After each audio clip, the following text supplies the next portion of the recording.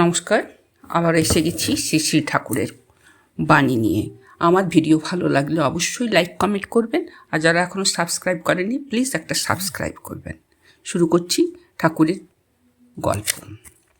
এক ব্যক্তির মনে হঠাৎ বৈরাগ্য ভাব উদয় হতে আত্মীয় ভাইদের নিকট বলল, সংসার আমার ভালো লাগছে না, এখনই আমি কোনো নির্জন স্থানে গিয়ে ঈশ্বর আরাধনা করব। তবে আত্মীয়রা এই শুভ সংকল্পে সম্মতি দিল।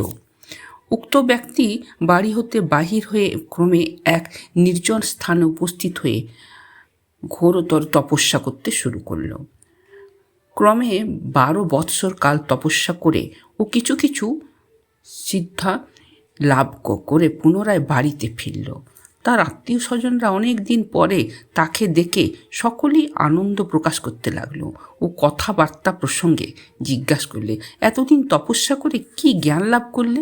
তখন সেই ব্যক্তি ঈষৎ হাস্য করে সম্মুখে একটি হাতি চলে যাচ্ছে দেখে হাতির নিকট গিয়ে তার গা 3 বার স্পর্শ করে যেমন বলল, হাতি তুই মরে যা, অমনি হাতিটা তার স্পর্শে মৃতবৎ হয়ে গেল। কিছুক্ষণ পরে আবার গায়ে হাত বুলিয়ে দিয়ে যেমন বলল, হাতি তুমি বাঁচো, অমনি হাতি বেঁচে উঠল। তারপর বাড়ির সম্মুখে নদীর ধারে গিয়ে মন্ত্র বলে এপার হতে পরপারে চলে গেল, আবার ওইভাবে নদী পার হয়ে এলো। তার ভাইয়েরা এইসব দেখে খুব আশ্চর্য হয়ে উঠল, কিন্তু তপস্বী ভাইকে বলতে লাগলো, ভাই এতদিন কেবল বৃথা তপস্যা করেছ, হাতি মরল ও বাঁচল, তাতে তোমার কী লাভ হলো? আর তুমি 12 বছর ধরে কঠোর তপস্যা করে নদী পারাপার করতে শিখেছ, আমরা 1 পয়সা খরচ করে থাকি, অতএব তুমি কেবল বৃথা সময় নষ্ট করেছ।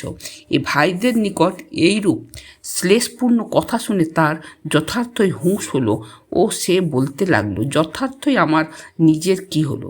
এই বলে তৎক্ষণাৎ ভগবানের দর্শন লাভের জন্য পুনরায় ঘোরতর তপস্যা করতে চলে গেল। আজকে এই পর্যন্তই, আবার পরে। ধন্যবাদ, ভালো থাকবেন।